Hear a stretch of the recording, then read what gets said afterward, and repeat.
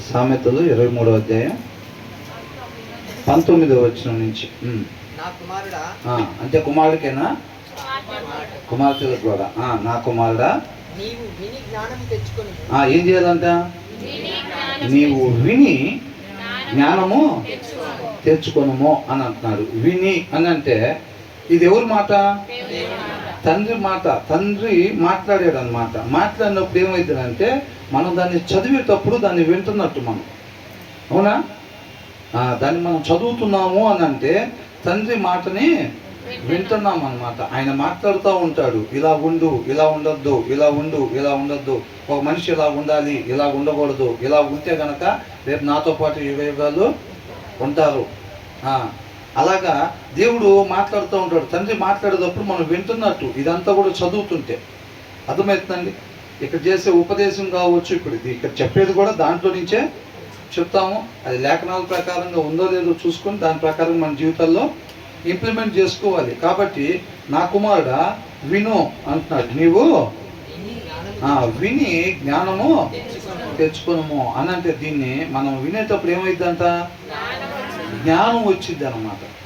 దేవుడి జ్ఞానం వచ్చింది, ఈ లోకాన్ని జయింపజేసే జ్ఞానం వచ్చింది అన్నమాట మనకి, అవునా? కాబట్టి దీన్ని విని మనం జ్ఞానం తెచ్చుకోవాలి. నీ హృదయమును యథార్థమైన త్రోవలయందు చక్కగా నడిపించుకొని. నీ హృదయమును యథార్థమైన త్రోవలయందు, అది నడవాల్సిన మార్గంలో దాన్ని చక్కగా నడిపించుకో. ఎప్పుడు? దీన్ని నువ్వు చదివినప్పుడు, అంటే వింటున్నట్టు. దీన్ని నువ్వు ఎప్పుడైతే చదువుతావో ఏమొచ్చింది అంట? మనకి జ్ఞానం వచ్చింది. అప్పుడు మన హృదయం నడవాల్సిన త్రోవలోనే నడిచిద్ది. దీన్ని మనం చదవకపోతే మనకి జ్ఞానం రాదు. దాంట్లో స్వాభావికంగా ఉండే మూఢత్వాన్ని బట్టి ఆ హృదయం నడుచుకుంటూ ఉండిద్ది. మన శరీరం దాని ప్రకారంగా ముందుకి వెళ్తూ ఉండిద్ది అన్నమాట. ఆలోచనలు రాకే ఉండవు. వాక్యం చదివితే వచ్చేది దేవుని యొక్క ఆలోచన వచ్చింది అన్నమాట. వాక్యం చదవకపోతే ఏమైందంటే మన ఆలోచన వచ్చింది. అందరూ కూడా త్రోవ తప్పిపోయారు అని ఉంది. త్రోవ తప్పిపోవటం అంటే ఎటో వెళ్ళిపోవట్లేదండి. ఆయన చిత్తం వైపు నుంచి మన చిత్తానికి మల్లుకుంటాం, అంతే తేడా. అవ్వ కూడా త్రోవ తప్పిపోయింది. ఎలాగా? ఆయన ఇష్టం తీసి పక్కన పెట్టి ఈమె ఇష్టం నెరవేర్చుకుంది. త్రోవ తప్పిపోవటం అంటే అంతే, అవునా? ఎటేటో ఏమి వెళ్ళిపోవమో, జస్ట్ సింపుల్ దారి తప్పిపోయినట్టు కూడా తెలియదు మనకి, అంతేనా కదండి? వాక్యం చదవకుండా ఉంటే ఆటోమేటిక్గా మనకే తెలియకుండా మన ఇష్టాన్ని నెరవేర్చుకుంటా వెళ్ళిపోతూ ఉంటాం. దాన్నే త్రోవ తప్పిపోవటము అని అంటున్నాడు. కాబట్టి ఏమంటున్నాడు? నీవు చక్కగా దాన్ని చదువుకుంటా దాని ప్రకారంగా నీకు జ్ఞానం వచ్చింది. ఆ జ్ఞానం ప్రకారంగా నీ హృదయాన్ని నడవాల్సిన త్రోవలో నడుపుకో అని అంటున్నాడు. అర్థమవుతుందండి? మనం చదవకపోతే ఏమైందంట? జ్ఞానం రాదు, మన హృదయం నడవాల్సిన త్రోవలో నడవదు అని అంటున్నాడు అనమాట. Listen my son and be wise. నువ్వు ఆయన మాట, తండ్రి మాటని వింటేనే నువ్వు జ్ఞానవంతుడిగా ఉంటావు. వినకపోతే జ్ఞానవంతుడిగా ఉండము మన ఎవరైనా సరే, అవునా? Listen my son and be wise and set your heart on the right path. వెళ్ళాల్సిన మార్గంలో దాన్ని నడిపించుకో అని అంటున్నాడు. ఆ జ్ఞానం కలిగి. అర్థమవుతుందండి? యేసుక్రీస్తు వారు కూడా అంతే చేసింది. తండ్రి మాటని తన హృదయంలో, ఉపదేశానికంతా మన హృదయం అప్పగించాలంట. యేసయ్య ఏం చేశాడు అంటే దున్నబడిన నేలగా, ఇప్పుడు ఒకరికి మనం ఒక పాత్ర ఇచ్చామనుకోండి, ఆ పాత్ర నీట్గా లోపలంతా క్లీన్ చేసి ఇస్తాం. ఎవరైనా ఒక కళాయి లేకపోతే ఏదైనా అడిగారు అనుకోండి, ఎలా ఇస్తాం? అలాగా యేసయ్య కూడా ఏం చేశాడంటే తన ఇష్టాలని ఏమీ లేకుండా తనను పూర్తిగా ఉపేక్షించుకొని, శిలువ మీద మరణం చెందిందే మనకు తెలుసు, దానికన్నా ముందే తనను తాను మరణానికి గురి చేసుకున్నాడు. యేసయ్య బాప్తిసం తీసుకున్నాడా లేదా? బాప్తిసం తీసుకున్నాడంటే తనను తాను పూర్తిగా ఉపేక్షించుకున్నాడు. ఉపేక్షించుకొని తన హృదయాన్ని దేవుడికి అర్పించాడు అన్నమాట. చక్కగా దేవుడు ఏదైతే చెప్తున్నాడో తన హృదయంలో దాన్ని పెట్టుకొని ఆ హృదయాన్ని నడవాల్సిన మార్గంలోనే నడిచేటట్టుగా చేసుకున్నాడు అన్నమాట, అవునా? కాబట్టి తర్వాత ఏమంటున్నారు? ద్రాక్షారసము త్రాగు వారితోనైనను మాంసము హెచ్చుగా తిను వారితోనైనను సహవాసము చేయ. ఇప్పుడు మన హృదయం నడవాల్సిన మార్గంలోనే నడవాలంటే ఏం చేయాలంట? వాక్యము చదవాలి. ఇప్పుడు ఇవాళ మన హృదయం నడవాల్సిన త్రోవలోనే నడవాలంటే ఇవాళ వాక్యం చదవాలి. రేపు కూడా అలాగే నడవాలంటే రేపు కూడా వాక్యం చదవాలి. అంతవరకు కూడా ఏం చేయాలి? అందుకనే ప్రతి దినము కూడా వాక్యం చదవాలన్నమాట. అప్పుడు నడవాల్సిన త్రోవలోనే మనం నడుస్తూ ఉంటాం. అర్థమవుతుందండి. తర్వాత ఏమంటున్నారు? ద్రాక్షారసము త్రాగు వారితోనైనను మాంసము హెచ్చుగా తిను వారితోనైనను సహవాసము చేయకుండా. ఇక్కడ ఏమంటున్నారంటే, నా కుమారుడా, నీవు విని జ్ఞానం తెచ్చుకును, నీ హృదయమును యథార్థమైన త్రోవలందు చక్కగా నడిపించు. నేను చెప్పబోయే విషయాలు జాగ్రత్తగా విని జ్ఞానం తెచ్చుకో. నువ్వు ఎలా ఉండాలో ఎలా ఉండకూడదో నేను చెప్తాను. నువ్వు దాని ప్రకారంగా విని నువ్వు ఎలా ఉండాలో అలాగ మాత్రమే ఉండేటట్టుగా చెయ్యి. నువ్వు తప్పిపోయావు కదా, అవతలకి వెళ్ళిపోయావు. మరణం అనే దాంట్లో నుంచి అవతలకి వెళ్ళిపోయావు. నీకు నాకు మధ్యలో అది అర్థం వచ్చేసింది. నువ్వు అటు నుంచి ఇటు ఎలా రావాలో నేను చెప్తాను. దాని ప్రకారం నువ్వు జ్ఞానం తెచ్చుకున్న దాని ప్రకారంగా నడుచుకో అంటున్నాడు. ఏంటంటే అది ద్రాక్షరసము. ఇవన్నీ ఏంటి అనుకుంటున్నారు? డబ్బులు సంపాదించుకోవటం, ఆరోగ్యం చూసుకోవటం, ద్రాక్షరసము హెచ్చుగా తినటం, ఇవన్నీ అపవాది అంబుల పొదిలో ఉండే బాణాలు అన్నమాట. ఇవన్నీ అర్థమవుతుందండి. ఆయన కుమారులుగా కుమార్తెలుగా ఎప్పుడైతే మనం తప్పు చేసామో, పాపం చేసామో, అధికారం ఎవరికి వెళ్ళిపోయింది? అపవాదికి వెళ్ళిపోయింది. అపవాది ఏ ఆయుధాలని ఉపయోగించి మనల్ని పడగొడతాడో సర్వోన్నతుడైన దేవుడికి ముందుగానే తెలుసు. కాబట్టి ఆయన చెప్తున్నాడు అన్నమాట. ఏమని? ఇదిగో ఇప్పుడు ఈ లోకాది ఎవరికైతే అధికారం వెళ్ళిపోయిందో ఈ ఆయుధాలని వాడతాడు. అర్థమవుతుందండి. ఈ ఆయుధాలని వాడతాడు. వేసి అనే ఆయుధాన్ని వాడతాడు. బంగారం అనే ఆయుధాన్ని వాడతాడు. డబ్బు అనే ఆయుధాన్ని వాడతాడు. పేరు అనే ఆయుధాన్ని వాడతాడు. తల మెరిసిపోయే మద్యం అనే ఆయుధాన్ని వాడతాడు. గుమాయిచ్చి స్మెల్ ఇచ్చే ఆహారాన్ని ఆయుధంగా వాడతాడు. ఇవన్నీ వాడు ఆయుధంగా వాడతాడు. అందుకనే యవనస్తుడా, సామెతలను బాగా చదువు. వాడు నీకు ఏ ఆయుధాలు వాడతాడో నీకు ముందుగానే తెలిసిద్ది. నేను చెప్తున్నాను, చదివినప్పుడు ఏమైందంట, అపవాది చేతిలో ఆయుధాలు అయ్యో నీకు ముందుగానే తెలిసిద్ది. ఆ ఆయుధాన్ని నువ్వు ఎలా జయించాలో కూడా నేను నీకు దీంట్లో చెప్తాను. అర్థమవుతుందండి. అది తెలిసినప్పుడు ఏమైంది? ఆ జీవితం అనే పోరాటంలో ఇది ముందుకెళ్ళేటప్పుడు అపవాది ఏ ఆయుధాలు వాడతాడో తెలుసు కాబట్టి ముందుగానే ఆటోమేటిక్గా జయించేవారుగా ఉంటాడు. ఓకే, ఇది మోసపూరితమైంది అనమాట, ఇది ఇలాంటిది, అది అలాంటిది అనేది ముందుగానే తెలిసిద్ది. అవునా? తెలిసి ఆ టైంలో మనం ఎలాగుండాలో మనం అలాగే ఉండేవాళ్ళంగా ఉంటాము. అర్థమవుతుందండి. కాబట్టి ఇక్కడ ఏమని అంటున్నాడు? ఇవన్నీ చూడండి. ద్రాక్షారసం గురించి ఇక్కడ ఎందుకు చెబుతున్నారు అని అంటే, మన యాత్రికుని ప్రయాణంలో ఎదురయ్యే బాణాలు అన్నమాట ఇవన్నీ. అపవాది వాడే ఆయుధాలు ఇవన్నీ. వాటిని మనం ఎలా జయించాలి? ఆ పరిస్థితుల్లో నువ్వు దాటుకుని ముందుకెళ్ళాలి. ఈ హడిల్స్ అన్నీ పెడతాడు నీకు ముందు. అర్థమవుతుందండి. ఇవే సాగుతుంది. కాబట్టి ఆ జ్ఞానం కలిగి ఉండాలి. ఓకే, ఆ పరిస్థితి ఎప్పుడైతే మనకు ఎదురయ్యిద్దో, ఓకే ఇది పాము లాంటిది, ఇది కాటేసిద్ది, కాబట్టి జాగ్రత్తగా ఉండాలి. ముందే మనకు తెలిసిద్ది. మనం చదవలేదు అనుకోండి, మనకు తెలియదు, ఆ ట్రాప్లో పడతాం. ఇది అర్థమవుతుందా? కాబట్టి ఏమంటున్నాడు? ద్రాక్షారసము త్రాగువారితోనైనను మాంసం తినద్దని చెప్పట్లేదండి. ఎలాగంట? హెచ్చుగా తినువారితోనైనను అని అంటున్నాడు. అంటే అవసరానికి మించి ఏదైతే మనం తింటామో అదే మన నాశనానికి నడిపించిద్ది. అర్థమవుతుందండి. చికెన్ తినటం తప్పేం లేదండి, మటన్ తినటం తప్పులేదు, ఫిష్ తినటం తప్పులేదు. ఎంతవరకు? మన ఆత్మీయ జీవితం ఎనీ టైం సిద్ధపాటు. యుద్ధ పోరాటంలో అనుకున్నాం కదా, యుద్ధ విమానాలు ఎలాగైతే రెడీగా ఉంటాయో అలాగా మన శరీరం కావచ్చు, మనం కావచ్చు, ఎలా ఉండాలి?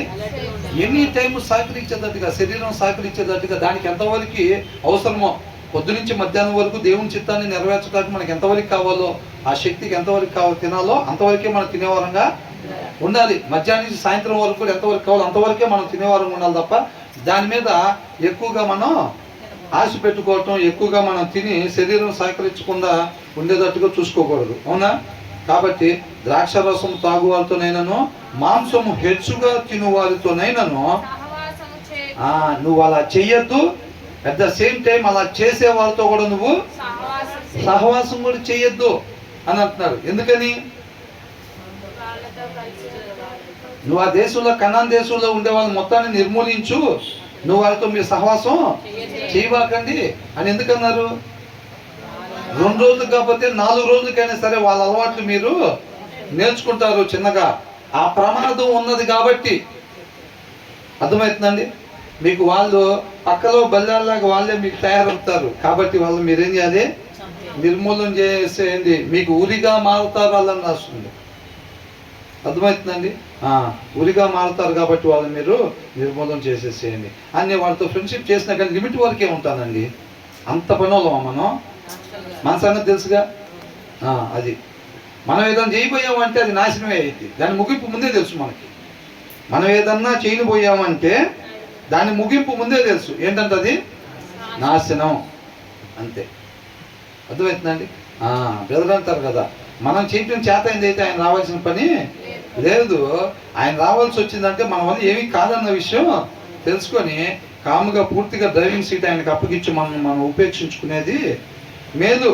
కాబట్టి ఏమంటున్నారు? Do not join those who drink too much wine or gorge themselves on meat అని అంటున్నారు. అంటే గాడ్స్ దెమ్సెల్స్ అని అంటే పేకల దాకా తింటారు చూసారండి.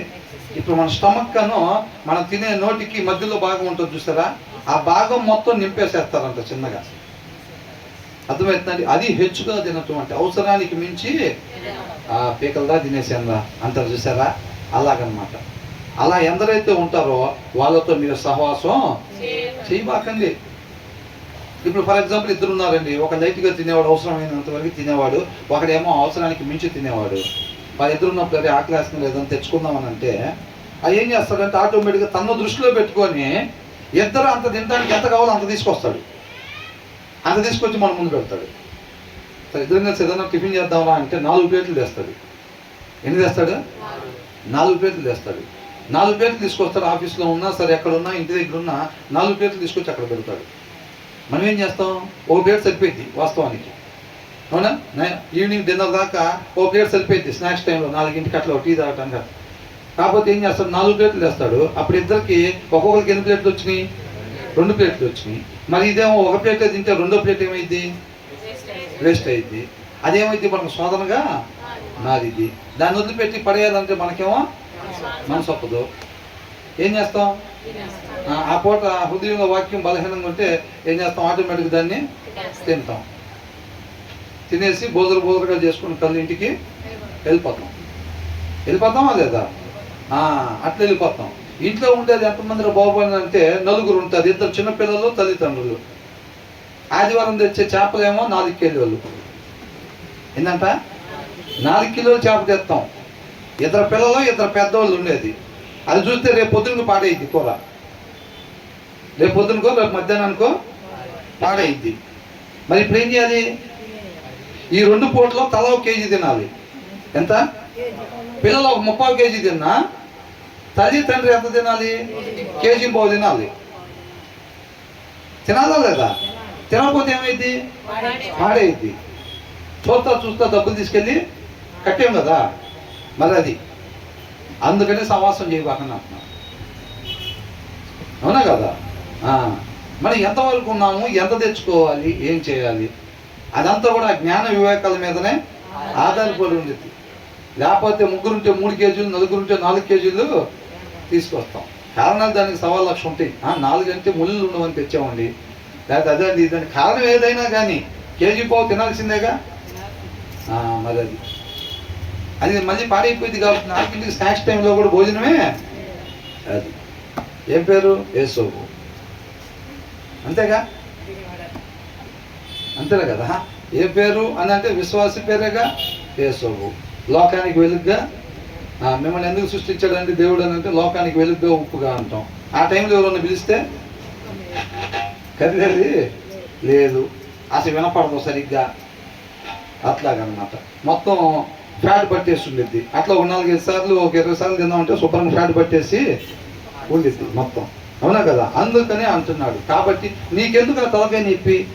నువ్వు ఏ పూట బలహీనంగా ఉన్నావో ఆ పూట ఆటోమేటిక్గా పడిపోతావు నువ్వు. వాడు తీసుకొస్తాడు, 4 ప్లేట్లు తెస్తాడు. భోజనం తీసుకురారా అంటే 1/2 బిర్యానీ కాకుండా 2 బిర్యానీలు తెస్తాడు. ఒక్కొక్కటి 2 తినేటట్టు ఉండిద్ది. చూస్తా అట్లా ఎన్ని రోజులు నిలబడతాం? అందుకని అసలు నువ్వు వాళ్ళతో కలవబాక. అట్లాంటి వాళ్ళతో నేను లిమిట్గానే ఉంటాను, తీసుకోవాల్సినంత వరకే తీసుకుంటాను అంటే అది అయ్యే పని కాదనమాట. చాలామంది అందుకే సీరియల్ చూసినా మేము మంచిగా తీసుకుంటాం దాంట్లో అంటారు. అనుకుంటారు అంతే. అట్లాగా ఆల్రెడీ వెళ్ళకూడని ఆల్రెడీ వెళ్ళిపోయి అల్మార్లో లోపల స్టోరేజ్ ఉండిద్ది అనమాట. ఆటోమేటిక్గా భర్త దగ్గర ఆ సీరియల్లో ఆమె ఎట్లాగా మాట్లాడిందో, ఎలా ప్రవర్తించిందో ఆ టైంని బట్టి ఆటోమేటిక్గా వచ్చేసింది. నేను తీసుకోలేదని అనుకుంటాం, కానీ ఆ మాట తీరు కావచ్చు, ఆ ప్రవర్తన కావచ్చు, ఆటోమేటిక్గా వచ్చేస్తాయి అన్నమాట అవి. కాబట్టి మనం అది వద్దు అన్న దాని జోలి పోకూడదు అంతే. అవ్వకుడు ఏం చెప్పారు? అవతో చెప్పారా లేదా? అవ్వకు తెలుసా లేదా? ముందు తెలుసు కాబట్టి మీరు ఏదైనా తినకూడదని దేవుడు చెప్పాడంటే, అవును మేము ఈ చెట్టు పండు తినకూడదని చెప్పింది. ఆమెకు ఎక్కడ తెలుసు? ఆదాము చెప్పాడా లేదా? చెప్పాడు కాబట్టి మేము ఈ చెట్టు పండు తినకూడదు, ముట్టకూడదని ఏమో చెప్పింది.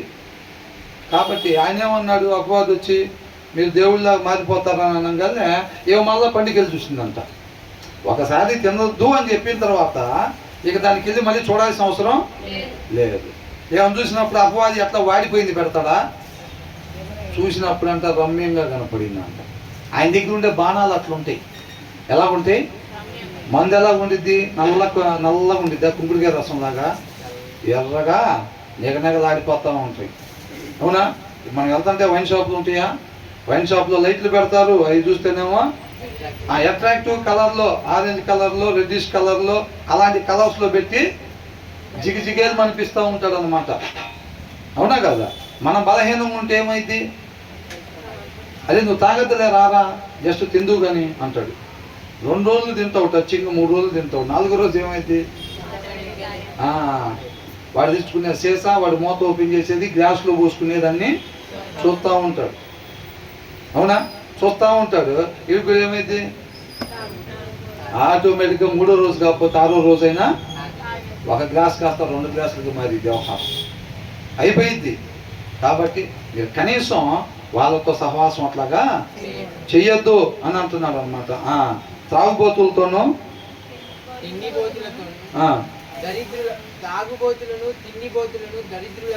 ఏమవుతారంట? వాళ్ళిద్దరు దరిద్రులు అవుతారంట. ఏ దరిద్రులు?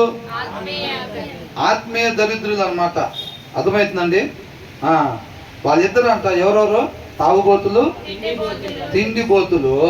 వాళ్ళిద్దరు కూడా అంట ఏమంటున్నాడు? For the drunkard and the glutton will come to poverty. Poverty అంటే లేమితనం. ఏ లేమితనం? ఆత్మీయ లేమితనం. అవసరమైనంత కూడా లేకుండా, లేకపోయిందండి పాస్ మార్కులు వస్తే చాలుగా నిత్య జీవంకి వెళ్తాం. పావర్టీ లేమితనం అంటే ఆ పూట తినడానికి లేకపోవటం, మినిమం అవసరతలు లేకపోవటం అన్నమాట లేమితనం అంటే. అర్థమవుతుందండి? అంటే ఆ పూట వండుకొని తినడానికి లేదు, అదేనమాట. అట్లా అయిపోతారు. అంటే నిత్య జీవానికి అవసరమైన ఆత్మీయత ఏదైతే ఉంటుందో ఆ ఆత్మీయత లేకుండా దరిద్రులుగా అయిపోతారు. ఎవరెవరు? తాగుబోతులు, ఈ తిండిబోతులు ఎవరైతే ఉన్నారో వాళ్ళిద్దరు కూడా నిత్య జీవానికి అర్హత లేకుండా పోయింది. మనం ఏం చేస్తామనంటే, తాగుడా పెద్ద పాపం, అది మేము అసలు ఎవరు చేయమండి, తాగుడు అనేది చేయం. అవునా? నలుగురికి 4 కేజీలు తిని మా దారి మేము బతుకుతాం మత్తుగా. ఆ రెండింటిని ఎందుకు ముడేశారండి? తాగుబోతులను, తిండిబోతులను. ఏం తేడా లేదు అక్కడ. అర్థమవుతుందండి? ఇప్పుడు దగ్గుకి సిరప్, ట్యాబ్లెట్లు 2 ఉంటాయి తెలుసుగా. సిరప్ వేసినా కానీ దగ్గు తగ్గిద్ది, ట్యాబ్లెట్ అయినా తగ్గిద్ది. ఇప్పుడు ఇది కూడా ఈ లిక్విడ్ తాగినప్పుడు ఏమైంది? మత్తు వచ్చిద్ది. ఈ సాలిడ్ తింటే ఏమైంది? ఈ సాలిడ్ తిన్నా కానీ మత్తే వచ్చింది. అర్థమవుతుందండి? మత్తు వచ్చింది. శరీరానికి బాగా బలమైన ఆహారం అవసరానికి మించి పెట్టినప్పుడు ఏమవుతుందంటే అది ఆత్మ మీద జయాన్ని తీసుకొచ్చుకునే పరిస్థితి వచ్చింది. అది కోరికలు, నానా రకాల కోరికలు కోరుకుంటూ ఉండిద్ది అనమాట. దానికి అంత పెట్టడం ఎందుకు? ఆ కోరికలన్నీ జయించే శోధన మనకెందుకు? అవసరమైనంత వరకే పెట్టామనుకో సరిపోయింది కదా. పరిశుద్ధాత్మ దేవుడు చక్కగా ప్రార్థన చేసుకోమని చెప్తా ఉంటే మనం ప్రార్థన చేసుకుంటాక శరీరం సహకరించాలి. మనం తినేసా కుర్చీలో కూర్చుంటాం, ప్రార్థన చేసుకుంటే బాగుండని చెప్పి ప్రేరేపణ ఉండేది మనకి. ఆ కుర్చీలో నుంచి లేకపోటానికి శరీరం ఏమో సహకరించాలి. అర్థమైందండి? మంచం మీద పడుకొని ఉంటాం, మనకు అట్లా ప్రేరేపణ వచ్చింది. ఆ మంచం మీద నుంచి లేచి రావాలంటే శరీరం సహకరించదు. అట్లా ఉండిద్ది అనమాట. కాబట్టి మనం అంతా ఆ జోలు పోకూడదు. అట్లా ఉంటే మనం లేమికి గురయ్యే వాళ్ళంగా ఉంటాము. అండ్ స్లంబర్ వీళ్ళు క్లాత్ దెమ్ విత్ ర్యాగ్స్ అని అంటున్నాడు. ఏమని ఇచ్చాడు? నిద్రమత్తు ఆ. చింపి గుడ్డలు ధరించుటకు నిద్రమత్తు ఈ రెండింటికి ఏమొచ్చిందంటే మందు తాగే వాళ్ళకి సొగం కళ్ళు అరుపుతూ ఉంటారు. అవునా? మీరు ఫుల్గా తిన్న వాళ్ళని కూడా చూడండి, వాళ్ళు కూడా ఏం చేస్తారు, వాళ్ళు కూడా సొగం కళ్ళు అరుపుతూ ఉంటారు. అర్థమవుతుందండి? వాళ్ళకు కూడా ఇంకంత వాళ్ళు వీళ్ళు ఇంచుమించు ఒకటేలా ఉంటారు. వీళ్ళేమో కొద్దిగా బయటికి కనపడతారు, వాళ్ళేమో లోపల ఉంటారు. అట్లా లోపల ఉంటారు. బ్రదర్ ఇక్కడ దాకా వెళ్ళొద్దాం రండి, సిస్టర్ ఇక్కడ దాకా వెళ్ళొద్దాం రండి అంటే తిన్న తర్వాత అబ్బో ఇప్పుడు మన వల్ల కాదండి, ఇప్పుడు మన వల్ల కాదు. ఇక్కడ నుంచి ఆ బెడ్రూమ్లో మంచం దగ్గర కూడా అటు ఇటు అనుకుంటేది పడుకోవాల్సిందే. తినే వాళ్ళైతే లోపల ఉండేది అట్లాగా, తాగే వాళ్ళకైతే బయటికే అట్లా వెళ్తారనమాట. కాబట్టి వాళ్ళ పరిస్థితి ఎలా ఉంటుందంట, నిద్రమత్తు చింపి గుడ్డలు ధరించుటకు కారణమగును. చింపి గుడ్డలు ఎవరు కట్టుకుంటారు? లేని వాళ్ళు, పేదవాళ్ళు. అర్థమవుతుందండి? ఆత్మీయత లేని వాళ్ళకి ఆత్మీయ జీవితంలో అట్లా అయిపోయింది అనమాట పరిస్థితి. ఈ రెండింటి వల్ల వచ్చేది ఏంటంటే నిద్రమత్తు, స్లంబర్ అని అంటున్నారు. అర్థమవుతుందండి? డ్రౌసినెస్ అని ఉంది. అవునా? ఆ మంపు అనమాట, ఆ నిద్రపోయే మంపు ఉంటుంది చూసారండి, అది తిన్న తర్వాత మత్తు ఎక్కిద్ది కదా, ఆ మత్తు వీళ్ళ చింపి గుడ్డలు ధరించుకునేటట్టుగా చేసిద్ది. అలా మంపు ఎక్కేటట్టుగా తినబాకండి అని అంటున్నాడు.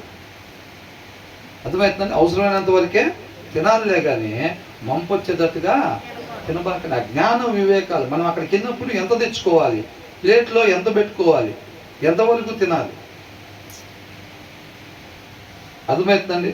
సాల్మన్ ఫిష్ అంటే తెలుసు కదా, అది చాలా కాస్ట్లీ, హెల్త్కి చాలా మంచిది. ఒకసారి ఒక పాస్టర్ గారు మా ఇంటి దగ్గరికి వస్తే, నాకు అసలు రాదనుకోండి, బ్రదర్ కూడా రాదని చెప్పారు, కానీ బాగా కష్టపడి ఆ సాల్మన్ ఫిష్ చక్కగా ఫ్రై చేసి దయచేయండి ఇక్కడ మెసేజ్ చెప్తాను వస్తుంటే పెట్టాం.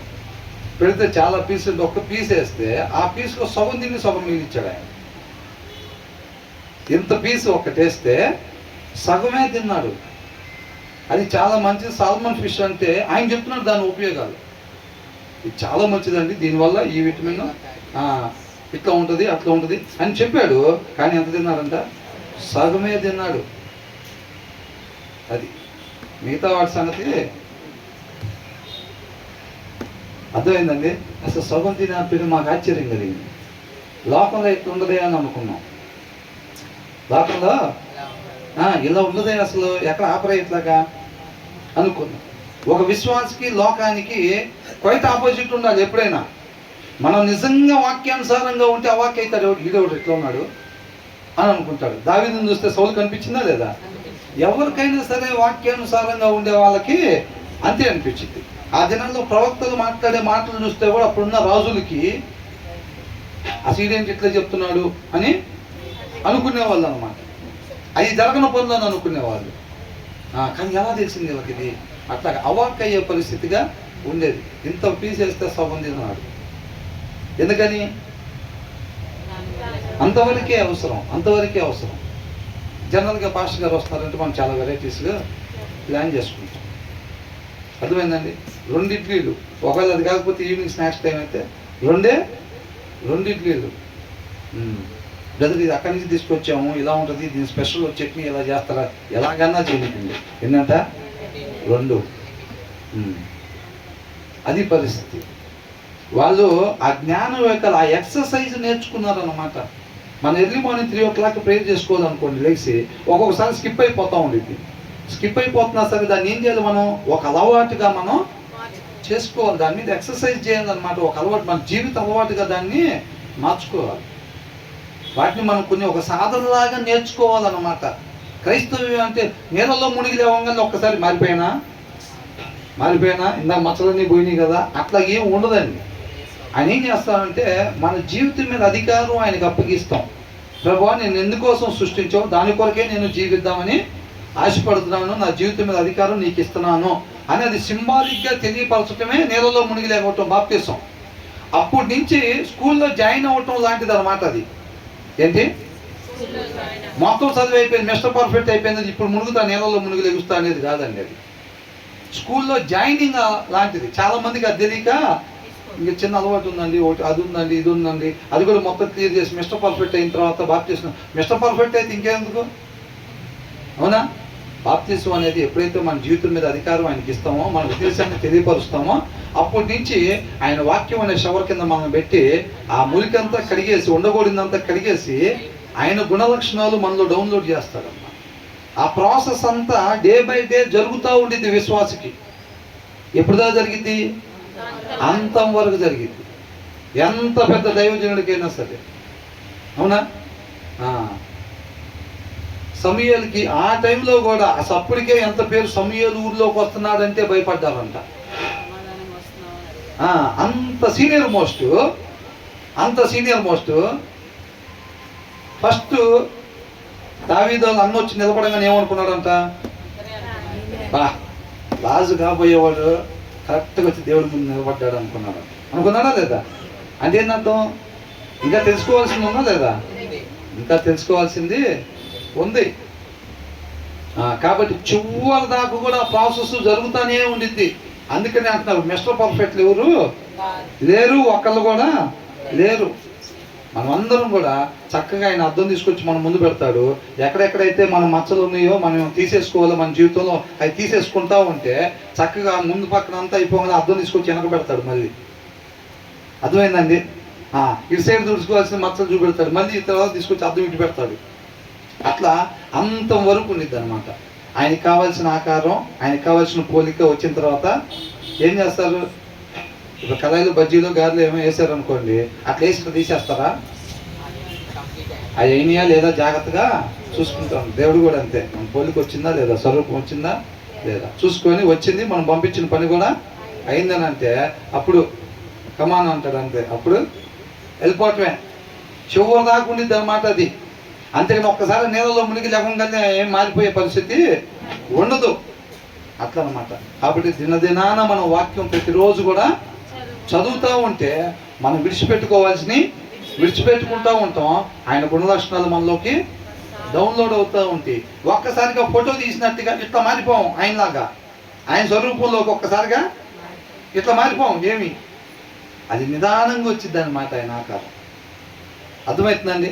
దాన్ని జ్ఞాపకం పెట్టుకోవాలి. దాని ఓర్పు, సహనం చాలా ముఖ్యం. కాబట్టి అవి జాగ్రత్తగా మనం చూసుకోవాలి. తర్వాత ఏమంటున్నారు? ఇంకా నిన్ను కనిన నీ తండ్రి ఉపదేశం అంగీకరించుము.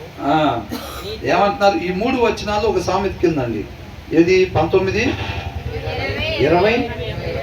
మనం కానీ ఆయన మాటలు వినకపోతే, వాక్యము చదవకపోతే మనకి జ్ఞానము రాదు. మన హృదయం ఉండాల్సిన మార్గంలో ఉండకపోతే ఏమైందంటే మనకే తెలియకుండా ద్రాక్ష రసం తాగే వాళ్ళతో స్నేహం చేస్తాము, హెచ్చుగా తినే వాళ్ళతో స్నేహం చేస్తాము. ఆ జ్ఞానం, ఆ వివేకాలు మనలో ఉన్నాయి అనుకోండి, మనకు అర్థమైపోయింది.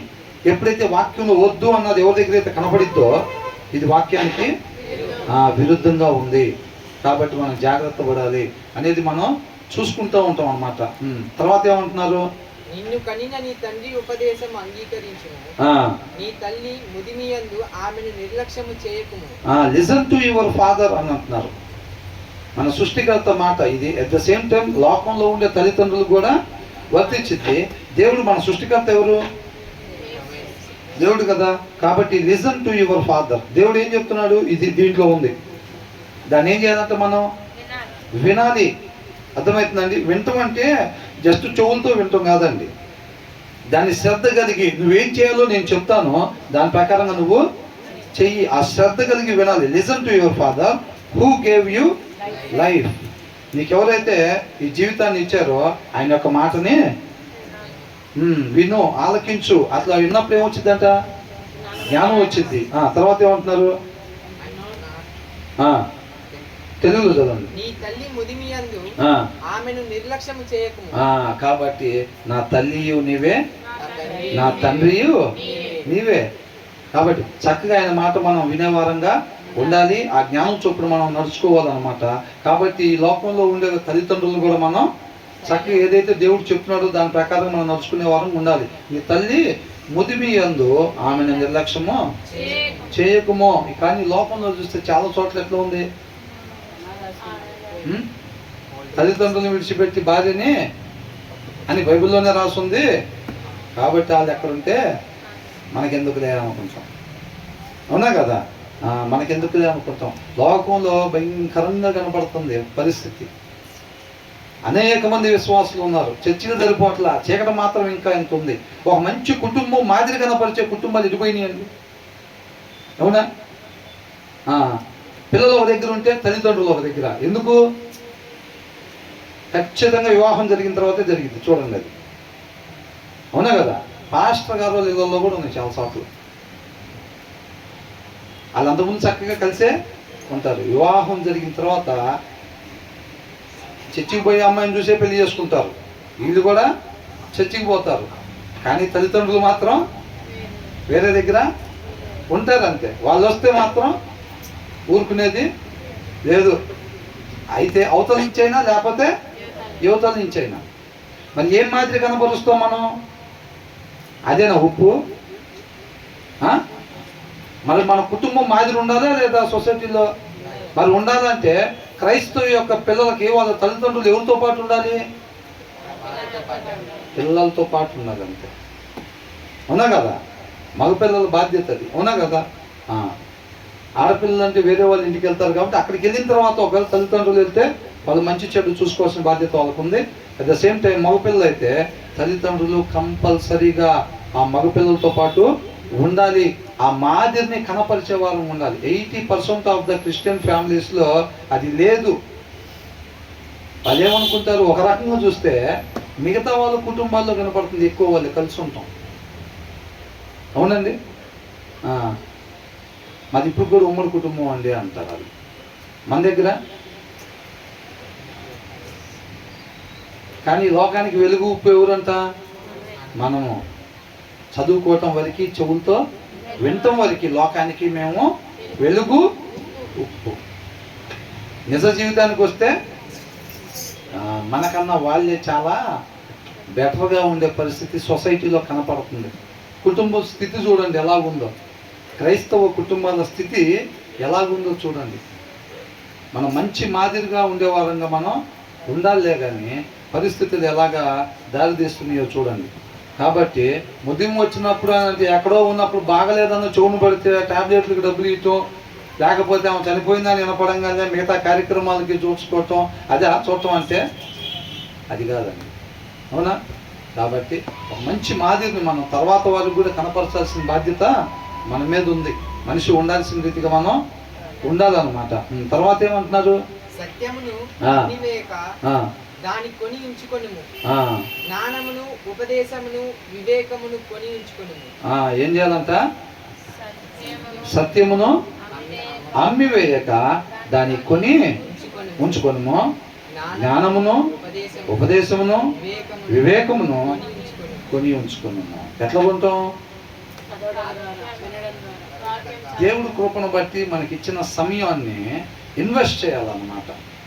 అవునా? ఇప్పుడు ఆ ఇన్వెస్ట్మెంట్ అని అంటే ఏం చేస్తారు? ఇక్కడ ఏమనుంది? సత్యమును అమ్మివేయక దాన్ని కొని ఉంచుకోనము. బంగారం మీద పెట్టుబడులు అంటే ఏం చేస్తాం? బంగారం కొని అడ్డు పెట్టుకుంటాం. దాని మీద ఇన్వెస్ట్ చేశారని, బంగారం మీద ఇన్వెస్ట్ చేశారు డబ్బుల్ని. కొంతమంది షేర్స్ కొంటారు, షేర్స్ కొంటారు అంటే వాళ్ళు షేర్స్లో ఇన్వెస్ట్మెంట్ పెట్టారు. మనం ఇన్వెస్ట్మెంట్ ఎక్కడ పెట్టాలంట?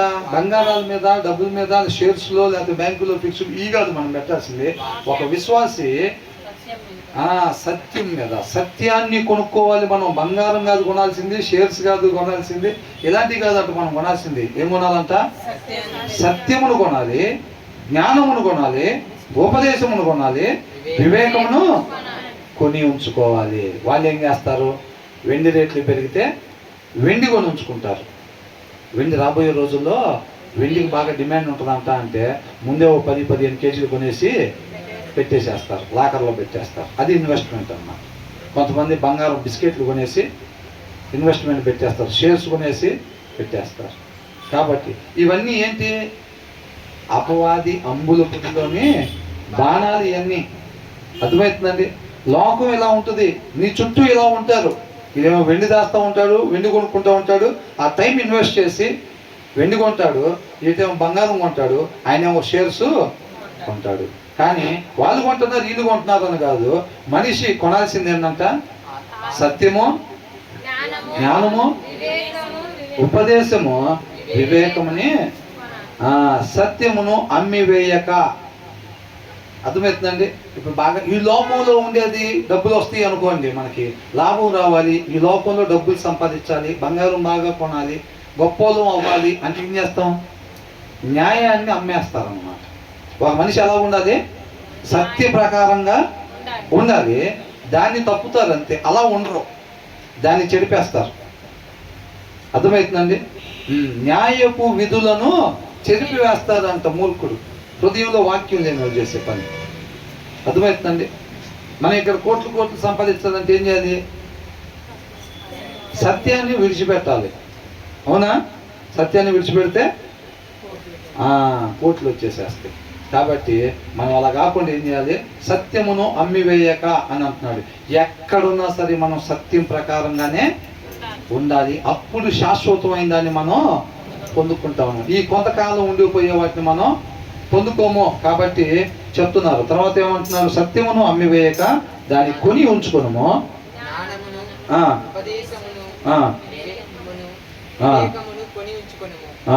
Invest in truth and never sell it. Invest in wisdom, invest in instruction, invest in understanding అని అంటున్నారు. అర్థమవుతుందండి? వాటిలో మనం ఇన్వెస్ట్ చేయాలి తప్ప వీటిలో మనం ఇన్వెస్ట్ చేసే వారంగా ఉండకూడదు అని అంటున్నాడు. తర్వాత వచ్చిన ఏమనుంది? నీతిమంతుని తండ్రికి అధిక సంతోషము కలుగును. నీతిమంతుని తండ్రి కంట అధిక సంతోషము కలిగిద్ది.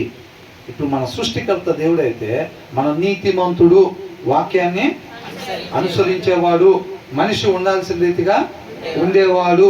అలా ఉంటేనంట మన తండ్రికి ఏమైందంట? సంతోషము కలుగును. దేవుణ్ణి సంతోష పెట్టడం అంటే ఎంత ఆనందం అండి. అవునా? స్నేహితుడి కళ్ళలో ఆనందం చూస్తాక మరలు చేసేవాళ్ళు ఉన్నారా లేదా? మా మదర్కి నేను డాక్టర్ అవ్వాలని ఇష్టం అని అంటే వాళ్ళ మదర్ని సంతోష పెట్టాలని ఈయనేం చేస్తాడు? నన్ను ఎందుకు దేవుడు సృష్టించాడు అనేది పక్కన పెట్టి 50% నేను డాక్టర్ అవ్వి మా మదర్ని సంతోష పెట్టాలి. మా డాడీ ఇది అనుకుంటున్నాడు, మా డాడీని సంతోష పెట్టాలి. అట్లాగా అనుకుంటూ ఉంటారు. సరైన తల్లిదండ్రులు ఏమనుకుంటారు? ఎప్పుడు సంతోషపడతారంట? వాళ్ళ పిల్లలు వాక్యాన్ని అనుసరిస్తున్నారు అనే విషయం తెలిసినప్పుడు ఆ తల్లిదండ్రులు మీ అబ్బాయి మనిషి ఎలా ఉండాలో అలాగే జీవిస్తున్నాడు అన్న విషయం తెలిసినప్పుడంట అప్పుడు ఆ తల్లిదండ్రులకు నిజమైన సంతోషము అని అంటున్నాడు. కాబట్టి మనకెందుకు చెప్తున్నారు ఈ విషయం? మనం ఆ తండ్రిని సంతోష పెట్టాలి అంటే మనం ఎలా ఉండాలంట? నీతిమంతుడిగా. పండు తినొద్దని అంటే తిన్నప్పుడు దేవుడు బాధపడి ఉంటాడా? సంతోషపడి ఉంటాడా? బాధపడ్డాడు. అప్పుడు తినకుండా ఉంటే సంతోషపడేవాడు. అవునా కదా? కాబట్టి ఇక్కడ ఏమంటున్నాడు? నీతిమంతుడు తండ్రికి అధిక సంతోషము కలుగును. జ్ఞానము గలవాణిని కనినవాడు వాని వలన ఆనందము నొందును. జ్ఞానము గలవాణిని అన్నట్టు. జ్ఞానం ఎలా వచ్చింది? వాక్యము చక్కగా చదువుతా ఉంటే ఆ జ్ఞానం మనకి కలిగిద్ది. అప్పుడేంటంటే ఏం చేయాలో ఏం చేయకూడదో మనకి తెలుస్తూ ఉండిద్ది అనమాట. అర్థమవుతుందండి? వాక్యం చదవకుండా దాని ప్రకారంగా ఉందాం అనుకునే వాళ్ళకి అది జరిగే పని కాదు. వాళ్ళందరూ ఈ కోట్లు వేసుకునే వాళ్ళు. ఏ కోట్లు? ఆత్మీయ కోట్లు. విశ్వాసాన్ని ముసుగు వేసుకుంటారు. ఎవరంటే వాక్యం చదవకుండా దాని ప్రకారం ఉందాం అనుకునే వాళ్ళు. అర్థమవుతుందండి? అది ఎలా తయారైద్ది అంటే అసలు వాక్యం చదవటం ద్వారానే అది తయారైద్ది అనమాట. అది అర్థమవుతుందా? తర్వాత ఏమంటున్నారు ఇంకా? నీ తల్లిదండ్రులను నీవు సంతోష పెట్టవలెను, నిన్ను కనిన తల్లిని ఆనందపరచవలెను. చూసారని? నీ తల్లిదండ్రులను నీవు సంతోష పెట్టవాలని. ఎప్పుడు సంతోషపడతారంట వాళ్ళు? వాళ్ళ కుమారులు కుమార్తెలు వాక్యానుసారంగా నడుచుకుంటున్నారన్న విషయం తెలిసినప్పుడు వాళ్ళు సంతోషపడేవారుగా ఉంటారు. కాబట్టి మనం అలాగా నడుచుకోమని దేవుడు చెప్తా ఉన్నాడు. నిన్ను కనిన తల్లిని ఆనందపరచవలెను. ఈ 4 వచనాలు కూడా ఒక సామెతకు సంబంధించినవి అన్నమాట. ఇందాక చెప్పిన 3 విషయాలు ఒకదానికి, ఈ 4 విషయాలు కూడా ఒకదానికి చెప్పబడతా ఉన్నాయి అన్నమాట. తర్వాత ఏమంటున్నారు? నా కుమారుడా, నీ హృదయమును నాకిమ్ము. ఏమి ఇవ్వాలంట? హృదయం. కానుకలు కాదా? హృదయం కావాలంటున్నారు. మనం ఏం చేస్తాం? 10 నిమిషాలు ప్రార్థన జరిపోయిందా? 2 పాటలు లేకపోతే ఇట్లా అనుకుంటాం. కాబట్టి దేవుడు ఏమంటున్నాడు? నీ హృదయాన్ని నాకు ఇవ్వు. మనం అది తప్ప మిగతా అన్ని ఇస్తూ ఉంటాం. హృదయం మాత్రం అట్టు పెట్టుకుంటాం మనం. అవునండి, మిగతా అన్ని ఇస్తూ ఉంటాం. తర్వాత ఏమంటున్నారు? నా మార్గములు నీ కన్నులకు ఇంపుగా ఉండనిమ్ము. నా మార్గములు నీ కన్నులకు ఇంపుగా ఎప్పుడుంటాయి? ఎప్పుడైతే మన హృదయం ఆయనకి ఇస్తే, నా కుమారుడా నీ హృదయము నాకిమ్ము. ఎలాగిమ్మంటున్నాడు? దాంట్లో ఇందాక అనుకుందాం, చూసారా? ఎవరైనా ఇంటి పక్కన వాళ్ళు వచ్చి ఒక పాత్ర అడిగినప్పుడు ఏం చేస్తాం? శుభ్రంగా కడిగేసి క్లీన్గా చేసి ఇస్తాం. యేసయ్య తండ్రికి తన హృదయాన్ని అలాగ అప్పగించాడు. అవునా? దాంట్లో నాదనేది ఇష్టం ఏమీ లేదు. ప్రభువా నువ్వు ఏదైతే నీ ఇష్టం చెప్తావో దాని ప్రకారంగానే నేను నడుచుకుంటాను. అలాగే మన హృదయాన్ని దేవుడికి అప్పగించాలన్నమాట. అర్థమవుతుందండి? నా ఇష్టం అనేది ఏది లేదు, నీ ఇష్ట ప్రకారంగానే నేను ఉంటాను అని చెప్పి తెలియజెప్పాలి. అంటే ఏంటి? నీ హృదయం నాకు ఇమ్ము అంటే మన వాక్యం చదివినప్పుడు ఏమైంది?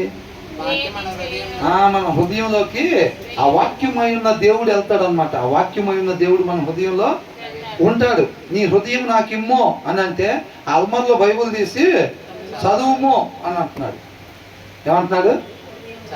ఆ అల్మార్లో బైబుల్ తీసి చదువుము అని అంటున్నాడు. అది చదివినప్పుడు హృదయంలో పోయి నీ హృదయం నాకు ఇవ్వము అని అంటాం.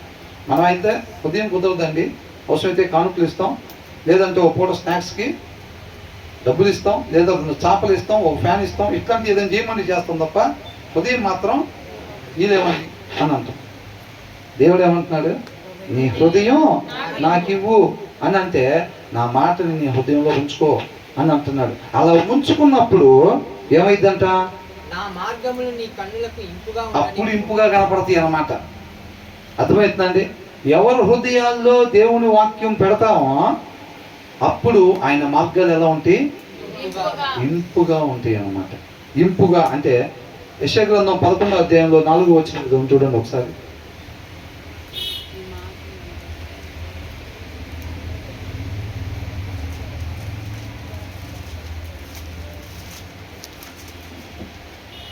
మూడవ వచనం. యెహోవా భయము అతనికి ఇంపైన సువాసనగా ఉండును. ఎవరికంట?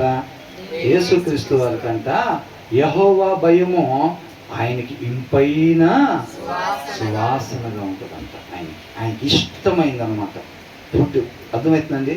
యెహోవా భయము, ఆయన ఏది వద్దు అంటున్నాడో దాని జోలి ఆయన పోడు. ఆయన ఏది చేయమంటున్నాడో అదే చేయటం. అది యేసుక్రీస్తు వారికి ఇష్టమైన ఫుడ్ అంట. అర్థమవుతుందండి? అది ఇంపైన సువాసనగా ఉండును అని అంటున్నాడు. కాబట్టి ఎక్కడ కూడా ఏంటంట? ఎప్పుడంతా ఇంపుగా ఉండేది? నీ హృదయాన్ని నా కుమారుడా నీ హృదయమును నాకిమ్ము, అప్పుడు ఇంపుగా ఉంటాయి అన్నమాట. అర్థమవుతుందండి? మన హృదయంలో వాక్యం లేకపోతే ఏమైంది? సీరియల్ చూడకూడదు అంటారు, కల్తీ కలపకూడదు అంటారు, ఏది పడుతుంది మాట్లాడకూడదు అంటారు, ఎక్కడ పడితే అక్కడ కూర్చోకూడదు అంటారు. ఇవన్నీ ఏందయ్యా బాబు ఇది అనిపించింది. ఇప్పుడు హృదయంలో వాక్యం లేనప్పుడు, మన హృదయం ఆయనకి ఇవ్వనప్పుడు, ఇస్తే ఆయన మార్గాలు ఎలా కనపడతాయి? ఇంపుగా కనపడతాయి. ప్రభువా మనకి నిత్య జీవానికి బాట కనపడిద్ది అన్నమాట. అవునా? మన హృదయంలో దేవుని వాక్యం ఉన్నప్పుడు మనకి నిత్య జీవానికి మార్గం కనపడిద్ది. అది ఎంత ఇష్టం, మన నిరీక్షణ అదే కదా. పోగొట్టుకున్న దారి తెలిసినప్పుడు ఎంత సంతోషం ఉండిద్ది. కాబట్టి నా మార్గంలో నీకు ఇంపుగా ఉండనిమ్ము అని అంటున్నాడు. మన హృదయం ఆయనకు అప్పగించాలని దేవుడు కోరుకుంటూ ఉన్నాడు అనమాట. అంతే తప్ప కానుకలు ఇవ్వటం, లేకపోతే ఇంకోటి తీసుకొచ్చి ఆఫరింగ్లు ఇవ్వటం కాదు. కానీ ఏమి ఇవ్వాలంట? హృదయాన్ని ఇవ్వాలంట. మన హృదయం ఇవ్వాలంటే ఎలాగా? మనం ఎప్పుడైతే వాక్యం తీసి చదువుతూ ఉంటామో అప్పుడు మన హృదయంలో ఆయన్ని అప్పగిస్తున్నట్టు అనమాట. ప్రభు నా హృదయంలో నువ్వు ఉండు అని చెప్పి మన పద్ధార్థ మన క్రియ ద్వారా తెలియపరుస్తున్నట్టు. అర్థమవుతుందా? తర్వాత ఏమంటున్నారు?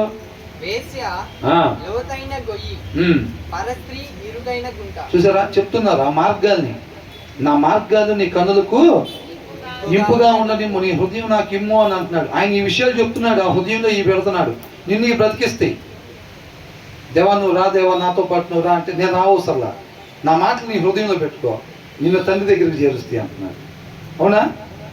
నా మాటలు నీ హృదయంలో పెట్టుకో, ఈ నిన్ను తండ్రి దగ్గరికి చేరుస్తాయి అంటున్నాడు. వాక్యం ఉంటే దేవుడు ఉన్నట్టనే కదా, దేవుడు ఉన్నట్టే మనతో పాటు. కాబట్టి ఏమంటున్నాడు ఇక్కడ, వేశ్య లోతైన గొయ్యి, పరస్త్రీ. వేశ్యతనం చేసే వాళ్ళు ఉంటారు కదండి, అది జెంట్స్ అయినా లేడీస్ అయినా సరే, వాళ్ళు ఎవరైతే అట్లా ఉంటారో అదేంటంటే లోతైన గొయ్యి అని అంటున్నారు. మనం ఆ గోతులో పడితే ఏమైతే తెలుసుకున్నాంగా లాస్ట్ టైం, అంత ముందు వచ్చిన వాళ్ళని చూసాం. అట్ ద సేమ్ టైము పరస్త్రీ అని అంటున్నారు. అర్థమవుతుంది. వివాహం అయినోళ్ళు కావచ్చు, కానోళ్ళు కావచ్చు, ఉండాల్సిన రీతిగా ఉండకపోవటం అది ఏదైనా కానీ. కాబట్టి పరస్త్రీ ఇరుకైన గుంట,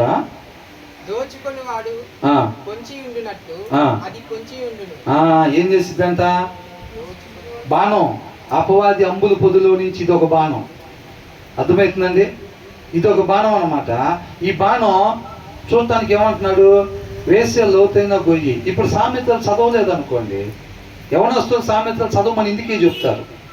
ఆయన చదవకుండా తిరుగుతున్నాడు అనుకోండి, వాక్యం చదవకుండా యవనస్తుడు బయట తిరుగుతుంటే ఈ వేసి దగ్గర కనపడ్డాడు అనుకోండి, ఏమైంది, బాణం వేస్తాడా లేదా అపవాది? కంపల్సరీ ప్రతి ఒక్కరికి వేస్తాడు బాణం. అందరూ నశించిపోవాలనేదే అపవాది ఇష్టం. దేవుడి ఇష్టం ఏ ఆత్మ నశించిపోకూడదు అని అయితే అపవాదికి ఏమి ఇష్టం అంట, అందరూ నాలాగా నశించిపోయి నాతో పాటు ఉండాలనుకుంటాడు. అవునా కదా, ప్రతి ఒక్కరికి బాణం వేస్తాడు. వాక్యం చదవకుండా ఎవరైతే బయట తిరుగుతూ ఉంటారో ఈ లోతైన గుంట ఎదురైనప్పుడు ఏమైంది, ఈసారి చదవలేదు కదా, ఈసారి చదవలేదు, ఆ మేడం చదవలేదు కాబట్టి వాళ్ళ దగ్గర ఆ జ్ఞానం ఉండదు. దొంగ పొంచి ఉండినట్లు అని అంటున్నాడు కదా కింద. ఏంటంట కింద వచ్చిన ఏమనుంది, దోచుకొని వాడు పొంచి ఉండినట్లు అది పొంచి ఉండను, అది బహుమందిని విశ్వాసఘాతకులుగా, నీ విశ్వాసం లేకుండా చేసింది. విశ్వాసం లేకపోతే ఎటు వెళ్ళిపోతాం, నిత్య నరకాగ్నికే. విశ్వాసం లేని వాళ్ళు నిత్య జీవంలోకి చేరటానికి అవకాశం లేదు. అర్థమవుతుందండి. ఆ లోతైన గొయ్యి గుంట ఏం చేస్తాయి అంట, విశ్వాసఘాతకులుగా చేస్తాయి. కాబట్టి మనం ఇది చదివినప్పుడు ఓకే, వాళ్ళు ఏం చేస్తారు, శుభ్రంగా మేకప్ను కొట్టుకొని చక్కగా టిప్ టాప్గా రెడీ అయ్యి, అది జెంట్సే కావచ్చు లేడీసే కావచ్చు. లేడీస్ గుమ్మాల దగ్గర ఉంటారు, జెంట్స్ బస్ స్టాండ్ దగ్గర ఉంటారు ఉండరా. చక్కగా ఇంట్లో పరిస్థితులు బాగోక స్త్రీలు కూడా పనికి పోవాల్సి వచ్చింది అనుకోండి, ఇద్దరు పని చేసుకుంటే తప్ప ఇల్లు గడవదు, పిల్లలు ఫీజులు కట్టరు, అట్లాంటి పరిస్థితి ఉంటుంది కదా. మరి అట్లాంటి వాళ్ళు ఆడవాళ్ళు వెళ్ళాల్సి వచ్చినప్పుడు అక్కడ ఈ గుంటలు గొయ్యలు రెడీగా ఉంటాయి బస్ స్టాండ్ దగ్గర. నీట్గా టక్కి గిక్కి చేసుకొని వెనక దువ్వుని పెట్టుకొని అన్ని బస్సులు మిస్ చేసుకుంటూ అలకి కటింగ్ ఇచ్చుకుంటూ ఉంటారా లేదా. ఆ మగవాళ్ళు అక్కడ ఉంటారు, ఆడవాళ్ళు కూడా ఇంకో ప్లేస్లో ఉంటారు, ఇద్దరు అనమాట. మరి ఎప్పుడైతే ఒరే ఇది దొంగలాంటి వాళ్ళు విశ్వాసఘాతకులుగా తయారు చేస్తారని ఎప్పుడు తెలిసింది, తండ్రి ఉపదేశానికి మన హృదయాన్ని అప్పగించినప్పుడు ఇది అపవాది బాణం, ఇది అర్థమైందా లేదా, చూపుల్లో తేడా అర్థమైందా లేదా, చూపుల్లో తేడా, మాటలో తేడా, ప్రవర్తనలో తేడా కనపడగానే అపవాది బాణం ఇక్కడ వాళ్ళు ఎక్కడ పెట్టాడు. ఆ జ్ఞానం ఆ వివేకం ఉంటేనే ఆ వలలో పడకుండా తప్పించుకోగలుగుతాం తప్ప, లేకపోతే యవనస్తులుగా ఉన్నా సరే ఆ తల్లిదండ్రులు వాళ్ళ చేత వాక్యాన్ని చదివించలేకపోతే మాత్రం ఏంటంట, అలా పిల్లల్ని వాక్యం చదివేటట్టు తల్లిదండ్రులు చేయకపోతే వాళ్ళకి వచనాలు తెలియదు కాబట్టి వాళ్ళు బస్ స్టాండ్లో బస్ ఎక్కడానికి పోయినప్పుడు ఏమైంది, ఆ గుంటలో పడిపోతారండి. లేదా ఆఫీస్ దగ్గరికి వెళ్ళినప్పుడు గొయ్యి రెడీగా ఉంటుంది, ఆ గోతిలో పడతారు. ఎందుకని, అది గొయ్యి వాళ్ళకి తెలియదు. ఇప్పుడు ఏనుగుని పట్టాలంటే ఏం చేస్తారండి, గుంట తీసి పైన మాత్రం నీట్గా ఎట్లా పెడతారండి, అబ్బా ఇక్కడ భలే ఉంది, గడ్డి పడుకోవటానికి హాయిగా ఉంది అనిపించేటట్టు పెడతారు. అక్కడ పైకి లోపల ఆ గుంటలో ఇలాంటి సూదిగా చెక్కిన కర్ర లాంటి పెడతారు. పైకి ఎలా ఉంటుందంటే మిగతా చుట్టుపక్కల ప్రదేశం కన్నా ఇక్కడ పడుకుంటే మాత్రం హాయిగా ఉంటుందిరా, భలే ఉంది గడ్డి అనేది తీసుకొచ్చి పైన పెడతారు. ఇది ఆటోమేటిక్గా దాని మీదకి పోయింది, పోగానే లోపల పడిపోయి. ఇది కూడా ఎట్లా పడితే అట్టగా ఇంట్లో 120 వేసులు వచ్చి రోడ్డు మీద ఉంచుంటారా, ఎట్లా ఉంటారు, నీట్గా రెడీ అయ్యి వస్తారు. ఈ సార్ వాళ్ళు కూడా జెంట్స్ కూడా ఎట్లా ఉంటారు, ఏదో ఒకటి నైట్ డ్రెస్ వేసుకుని వచ్చి బస్ స్టాండ్ కాడ ఉంటారా, టిప్ టాప్గా రెడీ అయ్యి వచ్చి బస్ స్టాండ్ కాడ ఉంటారు.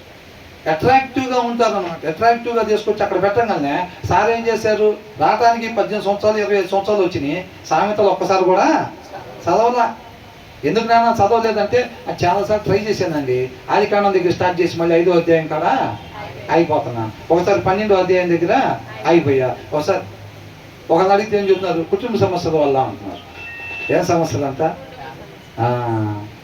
నీ హృదయంలో ఆశపడితే నువ్వు తృప్తిపరిచే దేవుడు ఆయన. ఆయన పాదాల చెంత చేసుకుందాం అనుకుంటే నిన్ను దూరం పెట్టగలిగిన వాళ్ళు ఎవరు లేరు. నీలో తగిన ఆశ లేదు కాబట్టి నువ్వు చదవలేకపోతున్నావు. అవునా? అందుకనే బైబిల్ చదవాలి. సామెతలు యవనస్తులుగా చదివించంటే ఓహో ఇదిదా మందు అట్లాగా, అది తల మెరిసిపోతా ఉండిద్ది, కానీ అది తీరా చూసి ఇట్లా చేసిద్దా, వేస్ట్ ఇట్లా ఉంటుంది, తర్వాత ఇట్లా చేసిద్దా అని ముగింపు. ఈ జ్ఞానం ఈ వివేకాలు వీళ్ళు పొందుకుంటారు పిల్లలు. అర్థమైందండి? పొందుకొని అప్పుడు ఇది సొసైటీలోకి వెళ్ళినప్పుడు వాడు బస్ స్టాండ్లో ఒక బాణం, ఆఫీస్ దగ్గర ఒక బాణం, దారిలో ఇంకో బాణం, అపవాది అన్ని బాణాలు సెట్ చేసి పెడతాడు. వీళ్ళకి ఆ జ్ఞానం వివేకాలు ఉంటాయి కాబట్టి వీళ్ళు ఏమవుతారు, ఇక్కడ ఒక బాణం ఉంది, ఇక్కడ బాణం ఉంది, ఇక్కడ బాణం ఉంది, జాగ్రత్తగా మనం నడుచుకోవాలి. ఆ వలలకి ఇరుక్కోకుండా, ఆ బాణాలకి దొరకకుండా చక్కగా ఈ యాత్రికుల ప్రయాణం ముందుకి సాగిస్తూ ఉంటారు అన్నమాట. చదవకుండా పోతే ఇక్కడ కాకపోతే అక్కడ పడిపోయే పరిస్థితి ఉంటుంది. ఉన్నదా? మరి హృదయం బలహీనంగా ఉందనుకోండి, ఏమైంది? చూపు తిప్పుకోలేని పరిస్థితి అయితే, బలం సరిపోతే అడుగు పక్కకు పడదు, వద్దనుకున్న అటే పోయిద్ది అడుగు. అవునా కదా? చాలా ఇబ్బందులు పడిపోతారు. కాబట్టి ఈ జ్ఞాన వివేకాలు మనల్ని కాపాడుతాయి, మన ఆత్మీయ జీవితాన్ని కాపాడుతాయి. అవునా కదా?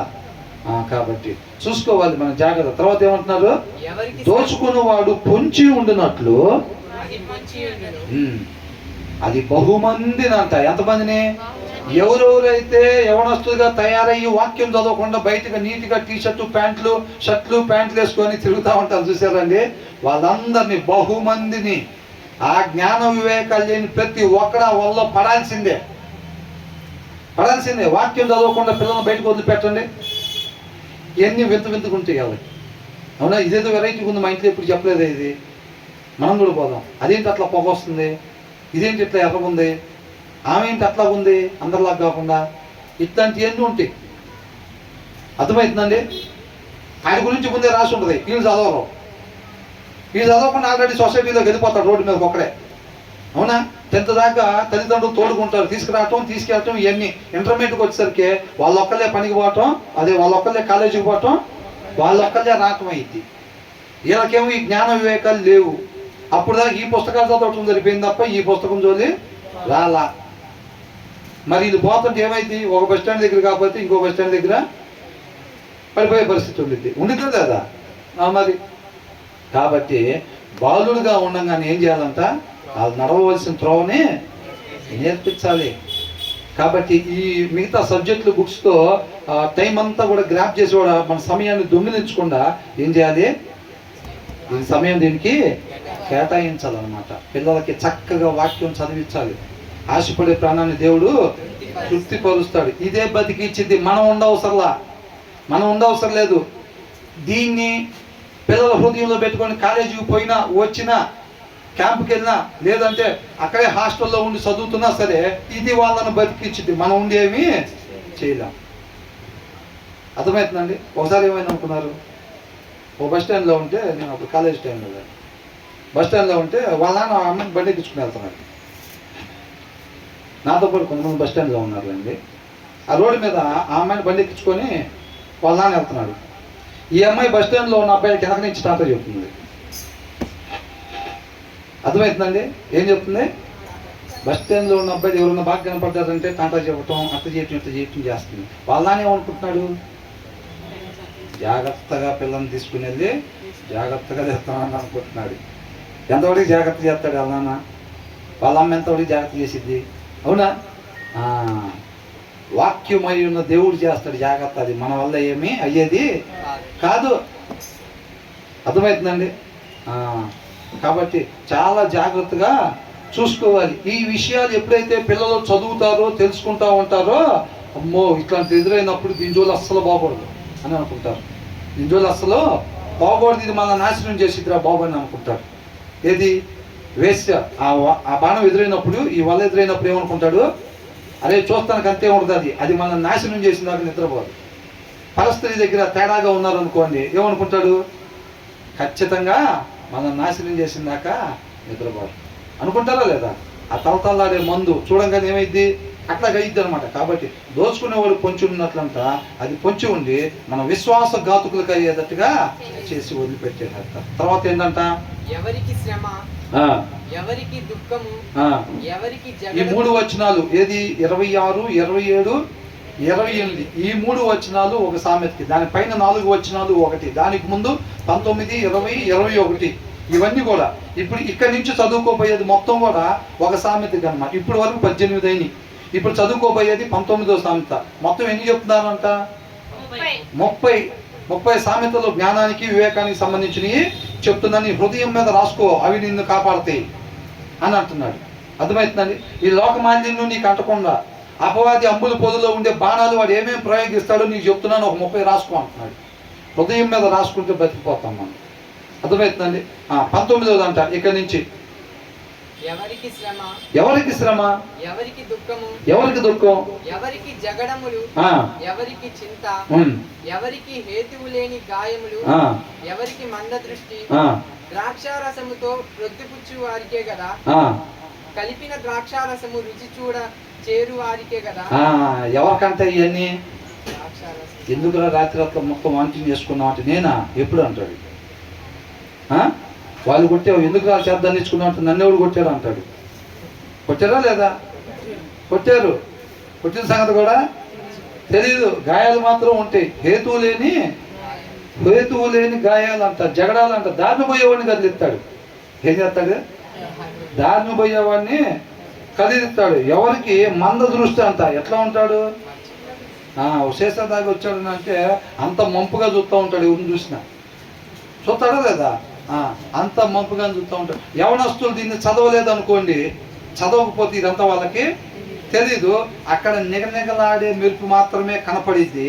అదేం చేసిద్దో తర్వాత చూద్దాం. ఎవరికి శ్రమ, ఎవరికి దుఃఖము, ఎవరికి జగడములు, ఎవరికి వింత చింత, ఎవరికి హేతువు లేని గాయములు, ఎవరికి మంద దృష్టి అంటే ద్రాక్ష రసముతో పొద్దుపుచ్చుకునే వారికి, మందు తాగే వాళ్ళు ఎవరైతే ఉన్నారో వాళ్ళకి మాత్రమే కదా అని అంటున్నాడు.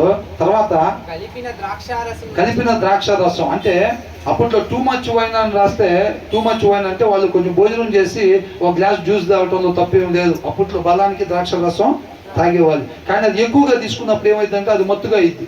కలిపిన ద్రాక్ష రసం అంటే అది మత్తు కోసం కలుపుతారు రకరకాలు, అవునా? అలా కలిపిన దాన్ని మత్తు కోసం ఎవరైతే తీసుకుంటారో వాళ్ళకి ఇవన్నీ అంటున్నారు. తర్వాత ఏమంటున్నారు, ద్రాక్షారసము మిక్కిలి ఎర్రపడగను,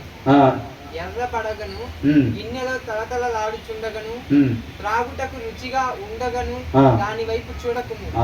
ఏంటంట, ఎలా ఉంటదంట అది? ఎర్రగా ఎర్రపడగను అని అంటున్నారు. సీసాల్లో మంది ఎట్లా ఉంటుందండి, అవునా? అసలు ఏం లేదు, తలతలాడిపోతూ ఉంటుంది అంతే, తలతలాడిపోతూ ఉండిద్ది. కాబట్టి ఈ సామెతలో చదవకుండా యవనస్తుడు పోయాడు అనుకోండి బజార్లోకి, వాడికి ఏమైంది, నాన్న ఈ జ్యూస్ పైనాపిల్ జ్యూస్ తాగంటే అదేంటి అట్లా ఉంది, అజ్జుడు ఎట్లా ఉంది అసలు అంతే ఉండిద్దే లేదా? నాన్న ఈ సపోటా జ్యూస్ తాగంటే ఇది ఎట్లా ఉండిద్ది, మ్యాటీ ఫినిష్ లాగా డల్లుగా ఉండిద్ది. అది ఎలా ఉండిద్ది, షైనీగా ఉండిద్ది. అప్పుడు హృదయంలో వాక్యం లేనోడు, జ్ఞాన వివేకాలు లేనోడు పోయినప్పుడు ఈ రెండింటిలో ఏది నచ్చింది? స్వాభావికంగానే థమ్సప్ అడుగుతారులే కానీ మజ్జిగ, అవునా కదా? అట్లాగైపోయింది పరిస్థితి. కాబట్టి ఏమంటున్నాడు, ద్రాక్ష రసం అంట మిక్కిలి ఎర్రపడగను, నేను దాని వాడు పిలిస్తే వెళ్ళాను అంటాడు. వాడు గ్లాస్లో పోసుకుంటే చూస్తాడు, ఏమైంది? వాక్యం చదువుతుంటే దాని ప్రకారం ఉండాలని ఆసక్తి తయారైద్దో దీని వైపు అంట అదే పనిగా చూపు నిలబెట్టావంటే తేడా పడిద్ది అంటున్నాడు. అర్థమవుతుందండి? తర్వాత ఏమంటున్నారు, దాని వైపు ఏం చేయకూడదంట, చూడబాక అసలు దాని వైపు నువ్వు అని అంటున్నాడు.